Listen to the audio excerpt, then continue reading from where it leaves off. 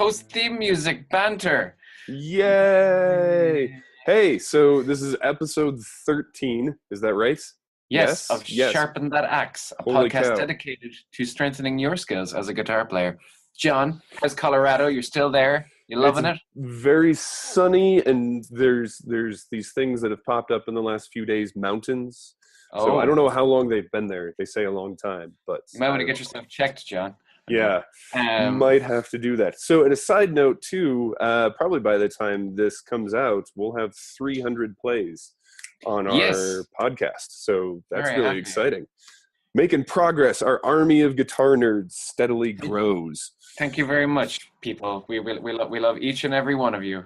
Yes. Every one of you. Absolutely. So let's kick things off. As per usual, I'm just going to repeat myself when John coughs. Please do. Look at the week. And John, it is your turn to send me. I'm not going to get it. I've resigned to the fact that I'm not going to get it. No, you're not. You're not. And then you will laugh when I tell you what it is. So, but Yep. When you're ready, good sir.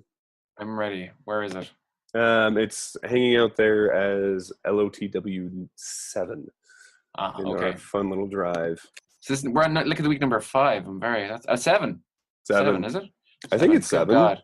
Okay, I've got it. Okay. Listening. Okay.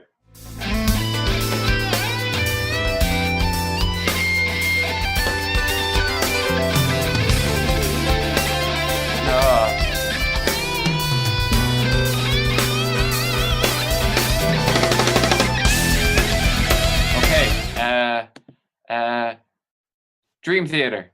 No. What? No. That had loads of trademarks, little Petrucci trademarks. Yeah, little bits of tapping and all those sorts of things in there, and anyway. God. Okay. How many? That's just where my brain went, and I can't think of anybody else. Yeah. Go on. Okay. Enlighten me. Okay. It's Toto. So Steve Lukather. So yeah, the guitarist Ireland group has been blowing up about guitar nerds being excited about Toto. So I was like, I'll throw a little bit of Toto in here, and we'll see if we get a little bit more of Steve Lukather than Rosanna and Africa. So and hold the line. And hold the line. Thank you. But possibly one of the best guitar solos to ever be in like a top 20 pop song, in my humble opinion. Fair enough. This is from their album Tamboo, which was like 93 or something like that. Right, so and 10 years after. Yeah, exactly. Yeah. 10 years on, and this is called Dave's Gone Skiing. So there you go. Yeah. Those hurts me. So it's time for pedal talk. Talk. We went into multi-effects and everything like that, but now it's back to talking about the effects that feature on multi-effects. Capiche? There's a lot of effects right there. So we've been talking about modulation in the past, but we haven't really broken it down into the modulation nitty-gritty. So how about we go into different types of modulation for this week? Okay, so yeah, we've got 4 that we're just going to talk about. So obviously there's more, but we're going to kind of hit phaser, flanger, not a flanger, as I was so rudely informed when I was like 12. Dude, me too. Really? Yeah. Scoffed at. Yeah, exactly. It looks like flanger. It does. So, yeah, but yes, the terrible Guitar Center person behind the desk had no kind words for an ignorant yet eager 12-year-old. So, God. Yeah. So phaser, flanger, right. chorus, and we're doing octave as well. Yeah, I think that sounds good. So the first one, the phaser, which is kind of an interesting deal, essentially splits the signal. So this is it takes the signal, and then it takes one of those and it whips it out of phase anywhere from 0 to 360 degrees. And so it kind of moves back and forth between the two is how the ears perceive it. And occasionally cancel each other out. And that's what's known as a notch. And that notch is what creates that sort of whooshing, swirling sound as they move in and out of phase between each other. Okay, so when we're talking about phaser, like it's all good to say what it does, but for thinking of examples, I suppose you go for maybe the EVH because he does have his own signature phaser pedal. So when you think of like the like Eruption's Ain't Talking About Love. Yeah, Ain't Talking About Love is a good one. Actually, that's between that and Eruption, like those are probably the best examples of that classic Eddie Van Halen sound. And then Kinda something newer. Yeah, exactly. Yeah, for me, you probably don't know them, but there's an Australian band. Well, it's basically one guy. He plays all the instruments. One of those kind of bands, but they're called Tame Impala, and they've got a fantastic guitar player named. Well, he plays guitar, but he's a fantastic. Just the sounds that he gets are amazing. But he's a real whoosh because he's basically making dance music with acoustic instruments and electric guitars. So it's really, really cool what he does. I'd highly recommend if people are looking for something a bit newer for a phaser, check out Tame Impala. Yeah, really, really good. So for ages, I've been kind of confused about the difference between a phaser and a flanger. A phaser and a flanger. So if you could tell us, instead of a phaser, what could you tell us a bit more about a flanger, John? Yeah, so the difference between the two is like essentially the flanger is kind of, think of it as just like a bigger, heftier phaser. Okay. But it gives you more control, but that also means like massive swirly bits. So essentially those notches that we were talking about, you can space them out more. And phasers typically have a limited number of stages that you can sort of manipulate. However, a flanger is going to carry, like I've seen stuff like upwards of hundreds of these stages in each individual one. So it just kind of intensifies the effect. It's it kind of imposes itself a little bit more on your auditory senses. And like again, sort of I like that. Yeah, and that's kind of how it feels. So classic examples probably be like if you're looking for early examples of when these things started coming on, like it was kind of late 70s. I think the first one was MXR's flanger, which was like 1977, and so you had people like the Clash using it, Lost in the Supermarket, which great, such a great tone. Exactly. And then, but a slightly more kind of toned down version of one would be Barracuda. Yeah, Barracuda. Sorry, yeah, I learned that for a band before. You always I did. It's a crazy song. I learned that for a cover band a couple of years back, and it's just a mental song. It's just guitar wise, right?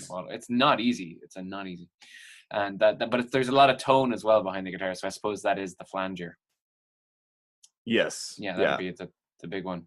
The next one is chorus, and I know a little about the chorus because I know I can pick out a chorus in a song. I remember when I used to read like tab books, and it used to have like little notations like for the Red Hot Chili Peppers, like with chorus, and I'm like, but the chorus is a part of a song. What does it mean? Right. And I found out the chorus was a pedal. They couldn't have named it something else. But like when I think chorus, I think probably Andy Summers. He's probably the big one. Yeah, I mean, like everything was just kind of drenched in this kind of chorus sound. This kind of make it a little bit fatter, I suppose. Yeah, think of like Message in a Bottle, and really what it is the idea is sort of duplicating the sound, but then it has some of those similar features where things can slightly gives you like a little bit of that out of tune sound. Okay. So the reason it's called a chorus is because think of like a chorus, like a choral group. So, okay.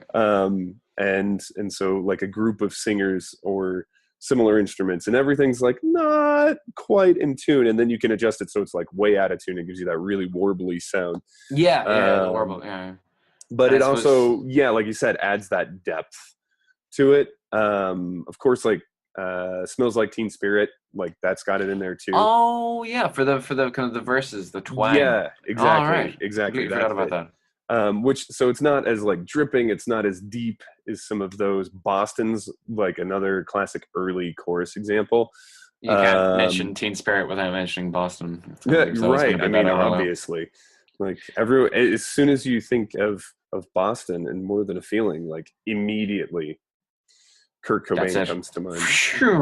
Yeah. And then I suppose the big one as well is Purple Rain. I mean, that opening chord is probably the most famous example of chorus ever used.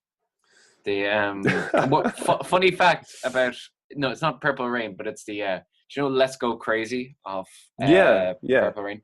Apparently for that end guitar solo, I was reading this, like the studio notes from that, and apparently they interviewed somebody who was in the studio at the time, and the producer basically had to pay attention to Prince was facing like the wall, facing his guitar. He wasn't facing, like he wasn't giving him any indication of when to stop recording. Of course. But he was just like, he was kind of like, okay, you got to watch my ass and basically figure out when I'm going to stop. It was just, classic Prince. We miss you, Prince.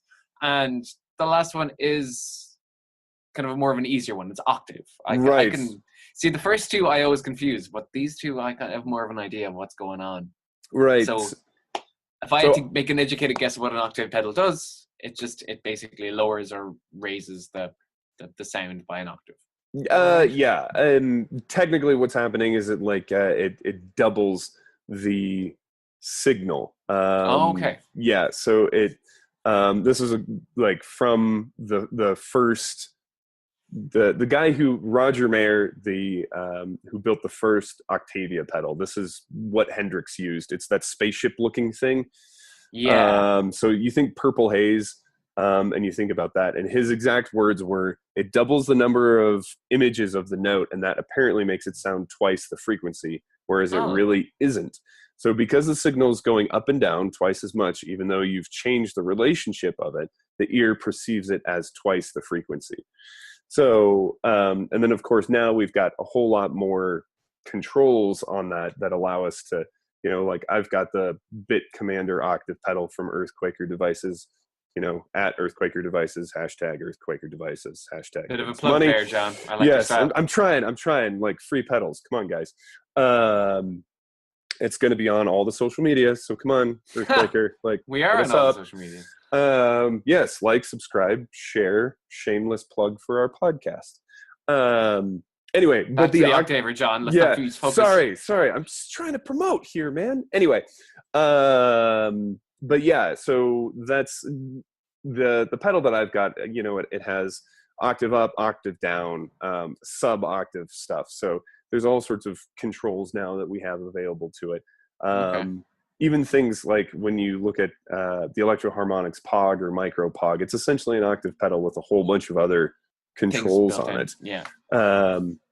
So classic examples, obviously the Octavia pedal that I was just describing, Hendrix, Purple Haze. Give that a listen. That gives you a good idea of basically what the early ones did. And then, if you're looking for more modern stuff, there's a lot out there. Whenever I think of modern kind of octave as well, just an effect, the weird kind of effect, the Hendrixy octafuzz kind of thing is, do you know Little Sister by Queens of the Stone Age? Of course. Really, really cool. Really nice small part, and then he used it for the whole solo. It's really, really cool.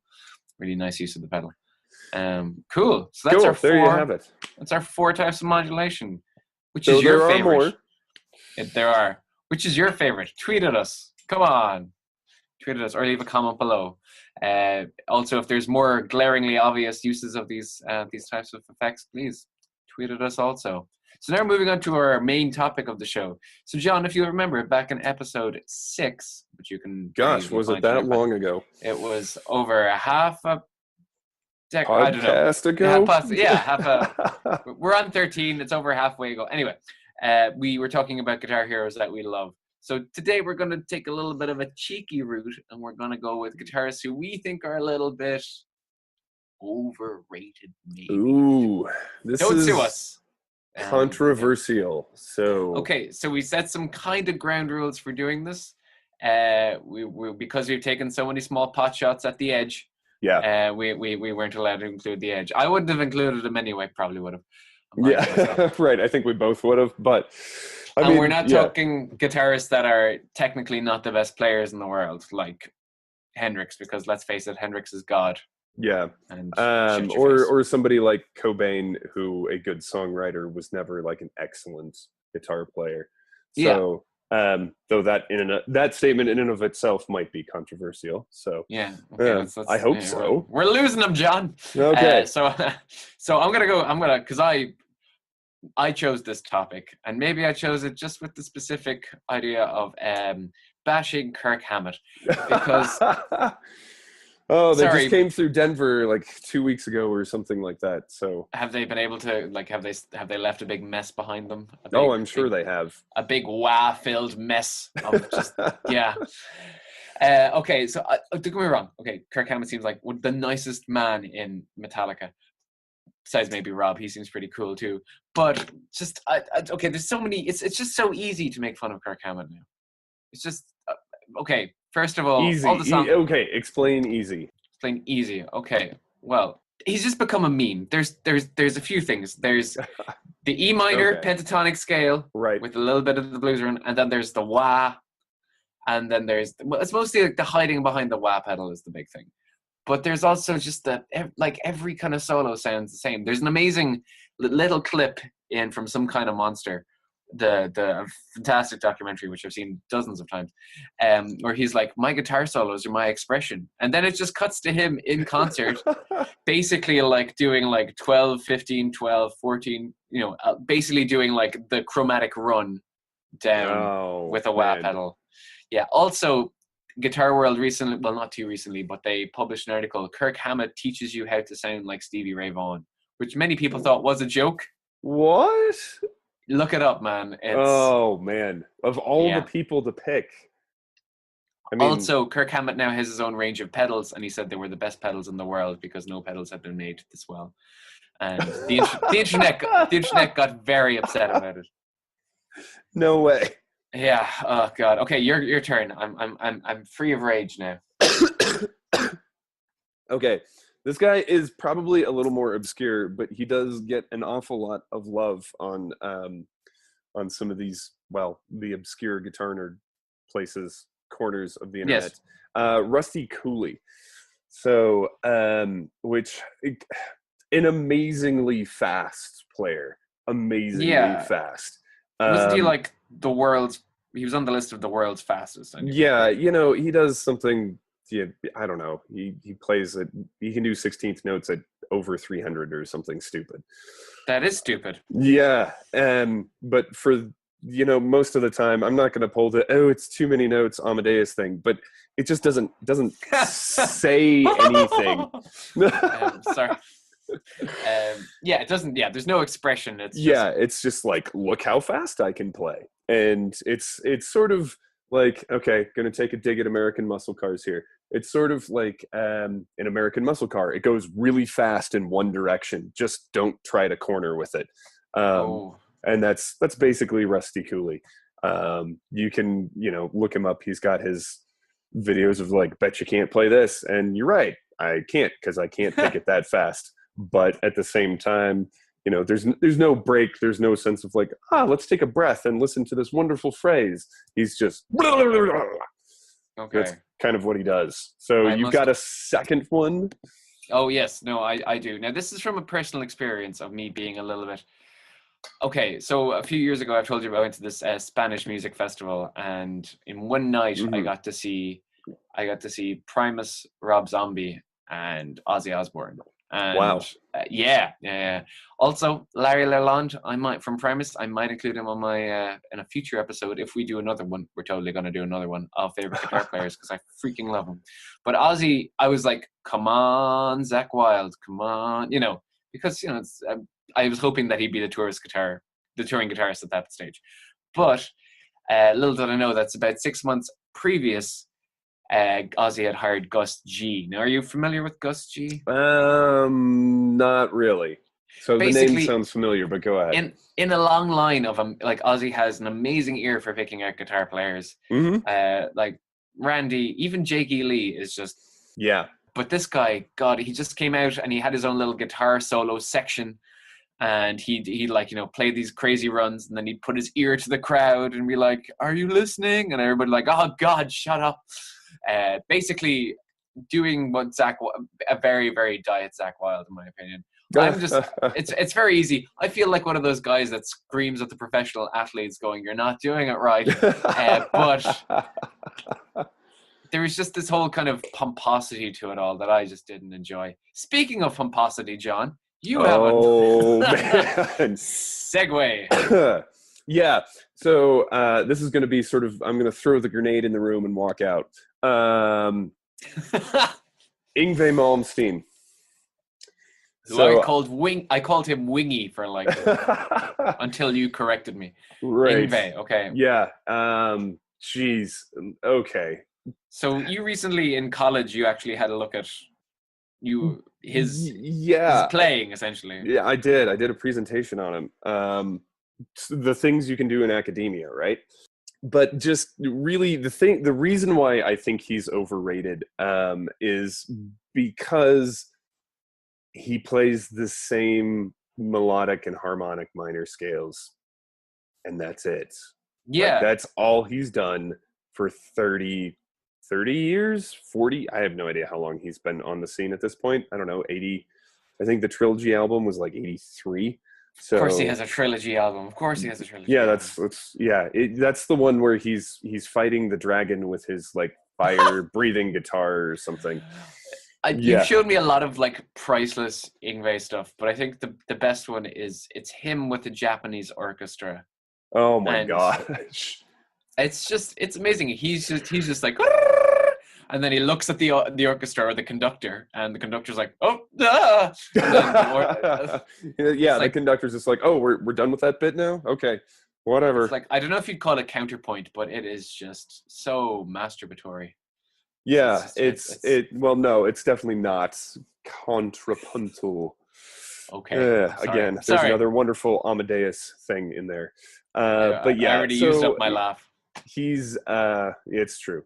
That's why we need a soundboard. Come on, people. Yeah. Throwback to episode 3. Yeah, he's so that's just it. I mean, I think a lot of it is kind of tasteless wankery. Like that's probably the best way to put it. That's it, friends. That's all you need to know. So maybe check out these guitar players if you haven't heard them before. I'm gonna check out Rusty Cooley. I'm gonna check him out to judge him. Yeah, that's it. I'm doing my squinty eyes, like yes. I'm sure there's going to be loads of trolls coming out of the woodworks for this one, but that's kind of the point. So, yes, from under their bridges. Yep. So now moving on to our beautiful weekly segment. What have we been working on? So, John, do you want to kick us off with what you've been working on? Okay, so this week I was looking at a couple of different players, and one of them I'll get to in my what we've been listening to segment. Okay. And picking technique, just as you're kind of going across the strings, say your typical 3-note per string patterns. If you're using alternate picking, you run into some difficulty in changing strings. So there are some people that sort of solve this problem, people like Yngwie Malmsteen, that will sort of do an economy picking type thing where when you change strings, so on one string you're going down, up, down, but then you do another downstroke to get to the next string. Okay. And there are some other players though who you change the angle of the pick so that it's kind of at an upward slant in relation to the ground. So instead of being perpendicular or parallel, or slanted down towards it, you slant it up away from the ground towards the ceiling.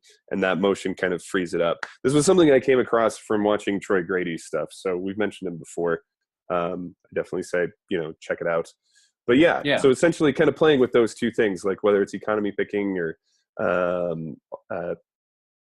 alternate picking. And it produces kind of two different feels. And not that I necessarily think one is better than the other, but just kind of playing around with that. You're kind of weighing them against each other and seeing what you like. Yeah, just seeing which one I prefer. There's again, yay, internet, loads of people who will say you must do it one way or the other. But really, I'd say figure out what works for you and run with it.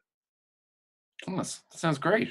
And have you any exercises that you found that you would recommend? I'd say just whatever it is, take one of your major scale patterns or something, and then I start by isolating two strings. So like the third and fourth string, and you might pick whatever pattern you're 1, 2, 3, or like 1, 2, 4 on both strings or something. And the idea is just to kind of check it out and just see try each one, see how it works. Yeah.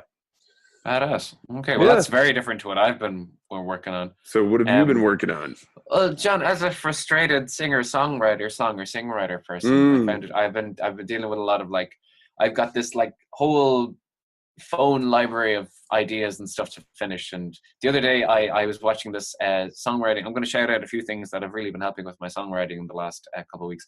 One is called the Holistic Songwriting YouTube series. It's written from this point of view of this professional German songwriter, but he was talking about how he deals with finishing songs. And he says when you finish, if you just want to get it done, give yourself a deadline. So I found myself with a few hours to go. I'm like, okay, I've got 2 hours to finish this particular song. I already had a verse and a chorus. I had to write a bridge, and I got done. And then I played it at a gig, not maybe 2 days later, and everybody really liked it. So that was really, really good. So Fantastic. since then I've just been all about going through just ideas and trying to basically spend half an hour each day kind of fleshing it out, and then hopefully basically looking at my current set list. I'm like, I don't like playing this song anymore, can I put a new one in there? So I've also been listening to a lot of it's called the Soda Jerker, SODAJERKER, on songwriting podcast. Okay. Do you know where that term comes from? No. Do you? Yes. So what does it mean? So actually, a soda jerk, this goes back to the 1950s in America. See, it's more than just guitars, people. We also talk about other things. Yeah, exactly. History and pop culture from the 1950s. Yeah. But so they used to have soda fountains. So that's where all the kids would go and hang out, and they would get malts and sodas. And just like you would pull a tap if you were having a beer, they pulled the sodas, and the nickname for the people who were pulling the soda levers was a soda jerk. So they would jerk the soda. There you go. Wow. All right. It sounded a lot more. It always. Well, the thing is, it had a tendency to stick. So you had to, because it's covered in syrupy sugariness. So you had to really pull hard on the thing to get it to go. So sounds a lot more crass than I thought it was at the meeting. Actually. Yes. Yeah. See, we all learned something. Anyway, Soda Jerker on Songwriting Podcast. Really, really enjoy it. They've gone everyone from Rufus Wainwright to Paul Simon to Scrooge. Wow. It's really, really good. Holy cow. I also listened. They did one with Weird Al Yankovic. No way. Yeah. Okay. Secret love for Weird Al Yankovic. No, don't keep it a secret, man. He's the nicest guy. So I've been really. And his guitar player is fantastic. Yeah, and he's had the same band for 30 years. So yeah, it's amazing. Yeah, fantastic. So bringing that on to what we've been listening to. So I'll kick this off, John. Please do. Because I've actually done a bit of preparation. You'll notice that a few weeks ago, you played your Nervous Breakdown by Brian Paisley. Yeah. So I was like, I really like this stuff. It's really exciting guitar-wise for me, so I'm going to go check out his stuff. So I checked out one of his albums. I found his highest rated album, which is called Fifth Gear, and I checked it out. And the guitar playing is stunning, flawless. I could listen to it all day. Some amazing just licks and solos and whatever. And the pop song structure is nice. But John, those country lyrics, I'm going to read you out a little. Oh, please do, please. He's an excellent songwriter. So.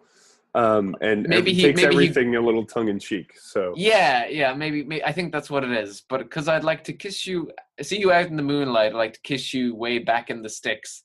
I'd like you to walk you through a field of wildflowers, and I'd like to check you for ticks. The song is called Ticks, and it's the second song. So yeah, I don't know. The song before that on the album is called All I Ever Wanted Was a Car. So yeah, I don't know. I can see it's kind of he's figured it out, but man, the guitar playing is amazing. I'm really digging what he's doing. He's kind of one of those artists where I just kind of want to basically take the solos and just stick them into the amazing slower downer app so I can figure them out. Yeah, there we go. We need to do an episode based on apps at some point. Yes. Coming soon, people. Coming soon to a podcast excellent. near you. John, what you been listening to? I've been checking out Gilad Hexelman.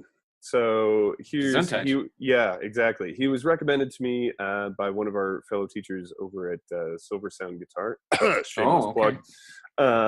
But he's this remarkable jazz guitar player who's kind of stretching the vocabulary a little bit, but not necessarily in kind of the weird experimental Pat Metheny kind of thing. But he just the way he is able to navigate the fretboard, and it's more than just sort of scalar runs. There's some great leaps and using a lot of what we might associate with metal techniques, but a lot of this like sweep picking. But you know, you had people like Barney Kessel sweep picking in the 60s, but nobody talks about it.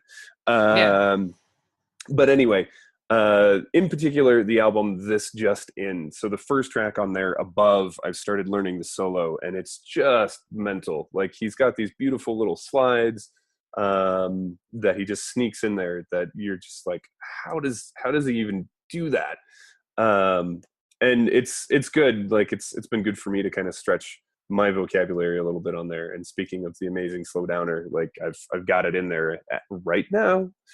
It's in a window open here on my computer. So yeah, definitely, man. We'll definitely talk about that app soon, because that app has been life-changing for me.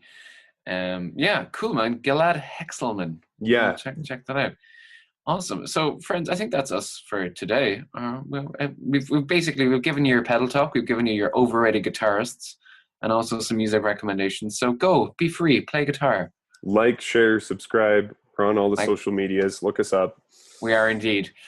Possibly with a YouTube channel soon. I'm going to talk to John after the podcast is done. Okay. Ooh. Stay sharp, my friends.